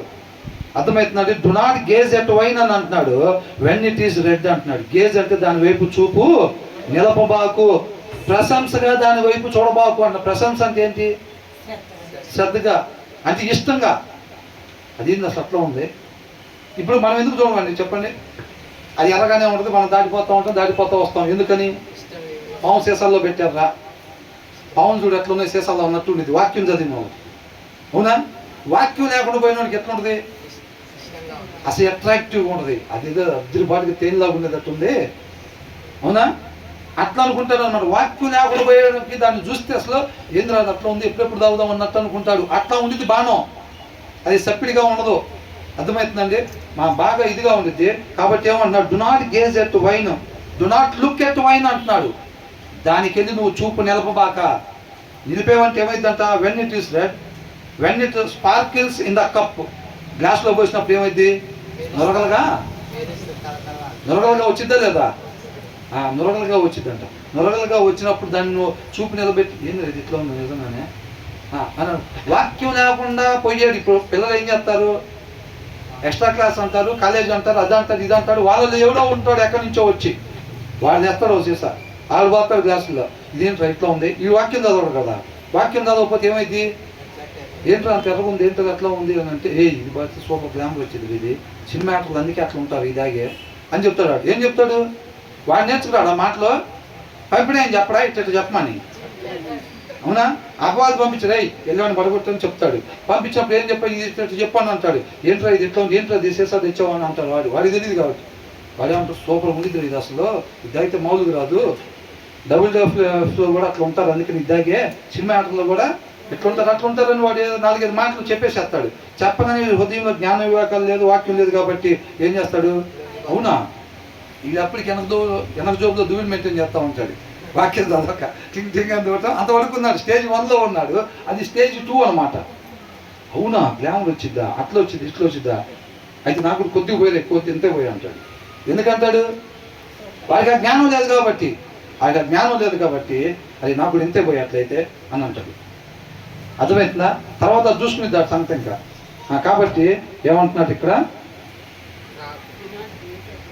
దానికి వెళ్ళి చూపు నిలబెట్టబాక. అది ఎర్రగా ఉంది కదా, ఏంటది? నువ్వు చూపు నిలబెట్టొద్దు. అది గ్లాస్లో పోసినప్పుడు తలతలాడిపోతూ ఉండిద్ది. నువ్వు దాని వైపు చూపు నిలబెట్టబాక. అండ్ గోస్ డౌన్ స్మూత్లీ అని అంటున్నాడు. తాగేటప్పుడు ఎలా ఉంటుందంట? బాబాయ్ లేనిపోయింది, దీని గురించి ఇంతసేపు చెప్పకూడదు అనుకుంటా వాస్తవానికి. కాబట్టి ఏంటంట? స్మూత్గా వెళ్ళిపోయింది కదా అని చెప్పి నువ్వు దాని వైపు, వాడు తాగి వచ్చిన వాడు ఏం చెప్తాడు? అరే ఎందుకురా దాని చూడంటే, నీకేం తెలుసు పిచ్చోడా, నువ్వు ముందు చర్చికి కూడా టైం అవుతుందని అంటారు. వాళ్ళు ఏమంటారు? ఎట్లుండిద్ది అనుకుంటున్నావు, అసలు నీకు తెలియదు దాని టేస్ట్ ఇంకా అంటాడు. వీడు ఎప్పుడో వారానికి ఒకసారి చదివేవాడు అనుకో, అవునా నేను తాగనులే కానీ మీతో పాటు వస్తా పదేవాళ్ళు అంటాడు. ఏమంటాడు? నేను తాగనులే కానీ మీతో పాటు వస్తాపా అంటాడు. వారానికి ఒకసారి చదివేవాడు.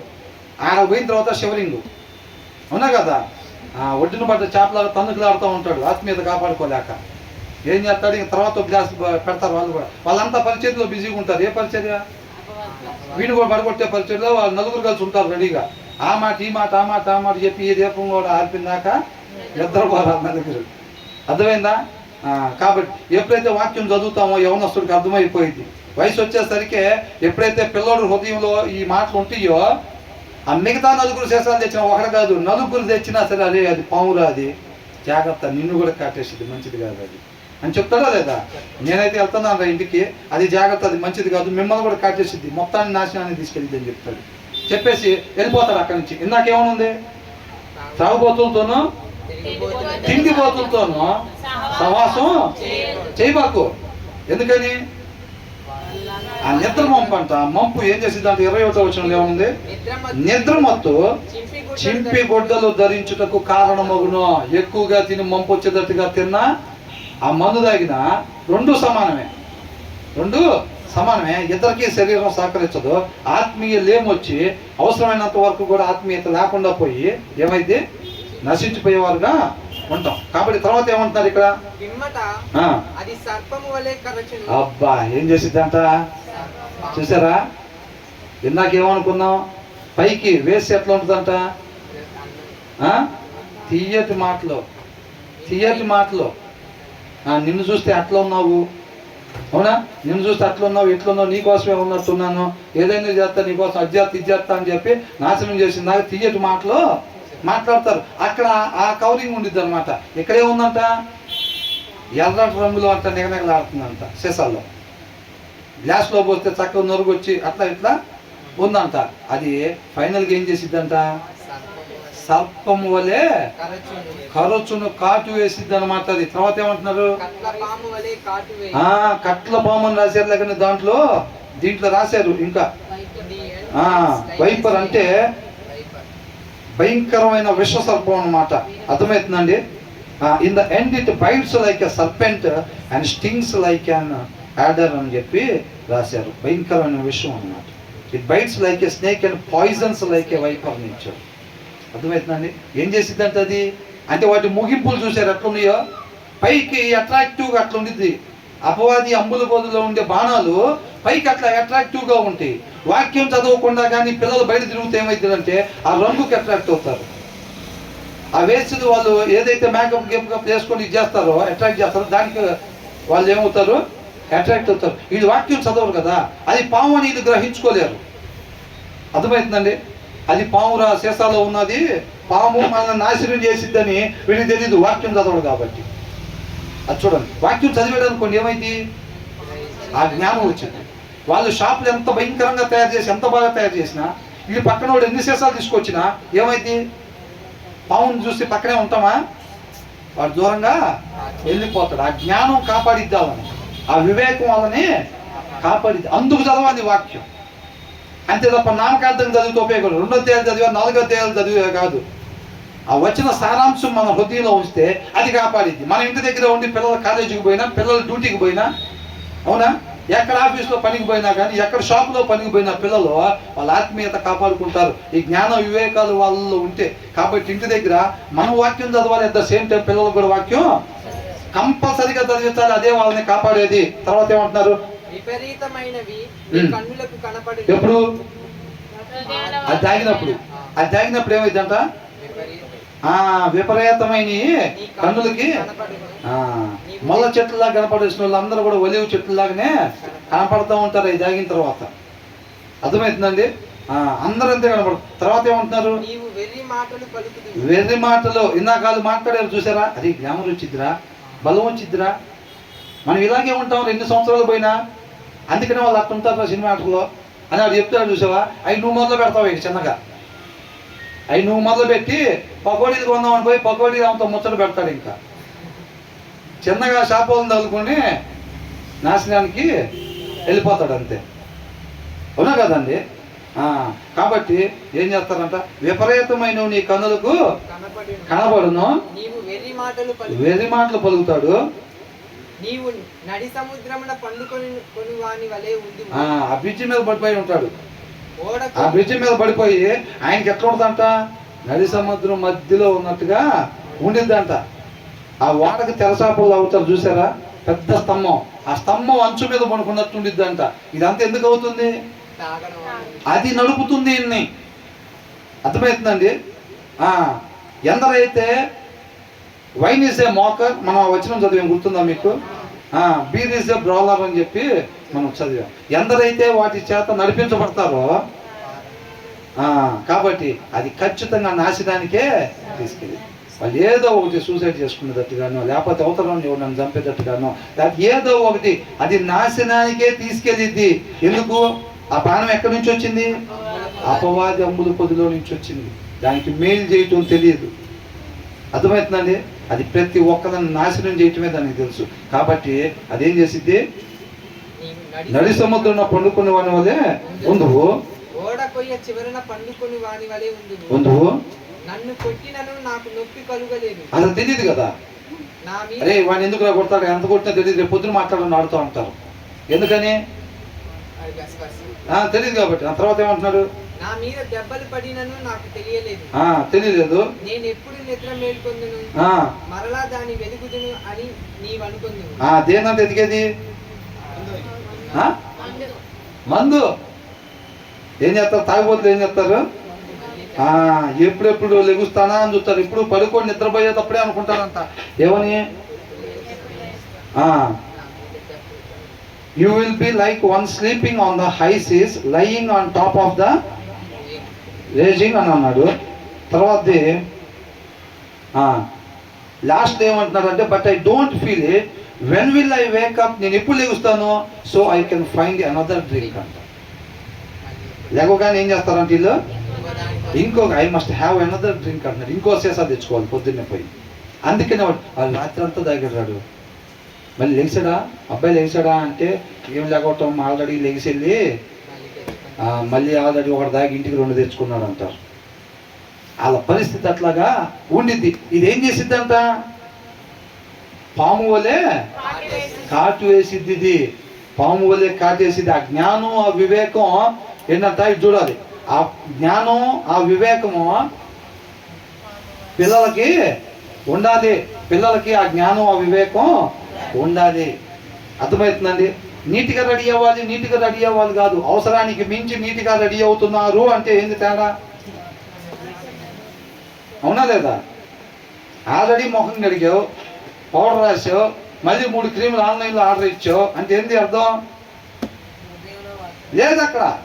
అంతేనా? ఉదయంలో వాక్యం లేకపోతేనే ఆర్డర్ ఇచ్చేది. ఉదయంలో వాక్యం లేకపోతే ఆర్డర్ ఇచ్చి ఆల్రెడీ పరిచర్యకు బయలుదేరేవని 3 రకాల క్రీములు రాసి పరిచర్యకు బయలుదేరావు. ఎక్కడ? కాలేజీల్లో, ఆఫీసుల దగ్గర, స్కూళ్ళల్లో. అవునా? నీట్గా ఇంకా బాగా కనపడాలి, ఇంకా బాగా కనపడాలి, ఇంకా బాగా కనపడాలి. ఏమైంది కనపడితే? అది చీకటి ద్వారం అన్నమాట. అది దాని లోపలికి వెళ్ళిన తర్వాత మొత్తం నాశనమే ఉండింది. అర్థమవుతుందండి? కాబట్టి వాక్యం చక్కగా జ్ఞాన వివేకాలు మనం పొందుకున్నట్టయితే మనిషి ఉండాల్సిన రీతిగా మాత్రమే ఉండేవారంగా ఉంటాము. అందుకనే పిల్లలు కావచ్చు, మనం కావచ్చు, ఎనీ టైం దీన్ని చదువుతా ఉన్నప్పుడు ఏమవుతుందంటే ఆ ఆశ మనకి, అదే అవును మన వాక్యంలో చెప్పినట్టుగానే మనం ఉండాలి. ఆ బలం వచ్చింది అనమాట. ఆ శేషాలని జయించే బలం వచ్చింది, ఆ వేసుల్ని జయించే బలం వచ్చింది. అర్థమవుతుందండి? ఈ లోకంలో ఏం చేస్తారంట జనాలు? బంగారం మీద పెట్టుబడులు పెడతారు, డబ్బుల మీద, షేర్స్ మార్కెట్లో, వెండి మీద, వీటి మీద పెట్టుబడులు పెడతారు. విశ్వాసి దేని మీద పెట్టాలంట? సత్యం మీద, వివేకం మీద, జ్ఞానం మీద, ఉపదేశం మీద, వీటి మీద టైం ఇన్వెస్ట్ చేయాలి. దాన్ని కొనుక్కోవాలని ఉంది. ఏమనుంది అక్కడ? కొనుక్కోవాలి. దాన్ని మనం అమ్మి వేసుకోకూడదు. ఈ లోకంలో కనిపించే దానికోసం సత్యాన్ని అమ్ముకోకూడదు అని రేపు రాస్తుంది. అవునా? నీ కుడి పక్కన ఉన్నవాడు, ఎడం పక్కన ఉన్నవాడు వెండి కొంటా ఉంటాడు, బంగారం కొంటా ఉంటాడు. మనం మాత్రం ఏం కొనాలి? సత్యం కొనాలి, ఉపదేశం కొనాలి, జ్ఞానం కొనాలి, వివేకము కొనుక్కోవాలి. అది మనల్ని కాపాడిద్ది. మన జీవితం ద్వారా వాళ్ళకి మాదిరిని కనపరచాలని. అప్పుడు మనం ఈ లోకానికి వెలుగుగా, ఉప్పుగా ఉండేవారం ఉంటాం తప్ప లోకంలో గెలిచిపోయే వారంగా కాదు మనం ఉండాల్సింది. అవునండి? కాబట్టి చక్కగా వాక్యం చదవటం వల్ల అనేక విషయాలు మనకి మన ఆత్మీయతని కాపాడుకోవాలి. చక్కగా తండ్రి దగ్గరికి పరిశుద్ధంగా చేరుకోవాలి. మన కోసం ప్రాణం పెట్టాడు కదా, ఆయన వెల చెల్లించాడు కదా.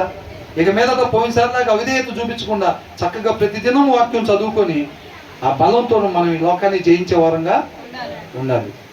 దేవుడికి మహిమ కలుగుతుంది.